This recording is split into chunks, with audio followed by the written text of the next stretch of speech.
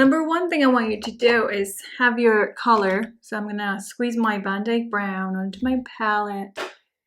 I want you to squeeze it. It's probably not enough actually. I feel like I always use more than I actually squeeze of this specific color.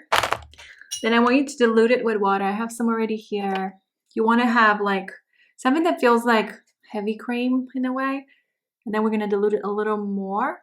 Now, there's two ways you can add the background, of course. You can do it wet on wet or wet on dry. I'm going to show you like wet on wet. But partially wet on dry, I should say. Partially wet on wet, wet on dry. Why is that?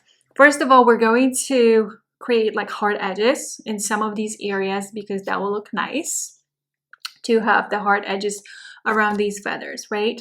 A friend of mine, Eugenia, you might know her. She's another watercolor teacher, artist.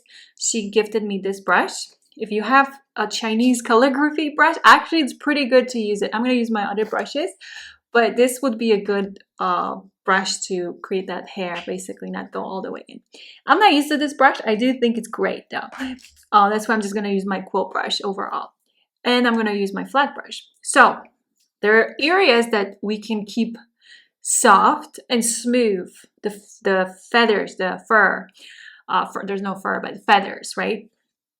So for example, if we want this side to have softness, then we're going to also wet the owl. But when we apply color next to the owl, like here, we're going to have to be very careful and do maybe heavy cream top like ratio right here. We're going to have to be very careful. Now, I would love to have a highlight here. So when you look at the wing here, it's highlighted and I kind of lost the highlight. What will help is actually staying away more and just pretend like there's no sketch line, and I'm just going to make it a little bigger or wider, the wing. This way I can have a nice contrast. So that will be a hard edge here, but here I'm going to show you how you can just, I'm actually going to do it now. You're going to wet this part of the background and then you're going to wet part of the owl. And you know what, once I'm done with the overall wetting a little bit, then I'll show you more of like how I go inside. The reason I'm not going inside again, I don't want to reactivate the color right away, because then I just kind of like, I don't want to go over it again if I need to re-wet it. That's the point. Now here, I'm just going to wet this part, the background here. I remember, like, I have the problem with this paper, so it's not going to look as pretty as on your paper, for example.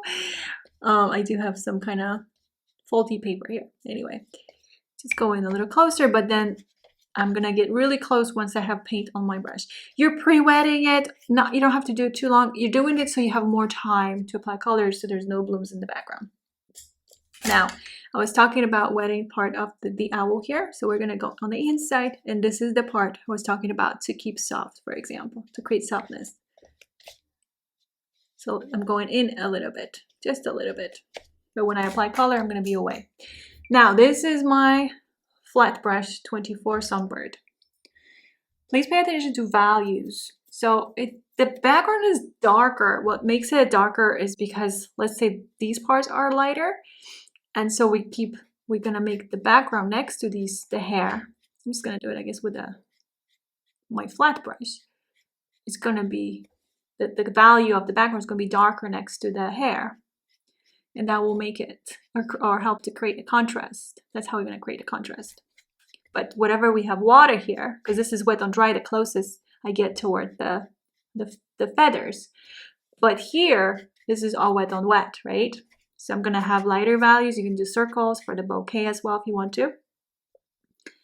And then here, I actually should make it all darker here. So I should grab creamy paint right here, just to create a larger contrast.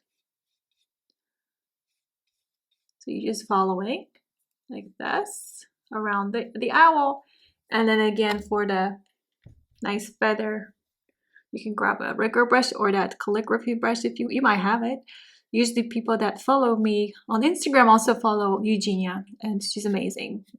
She's an amazing watercolor artist, and I admire her work and what she does, mostly seascapes.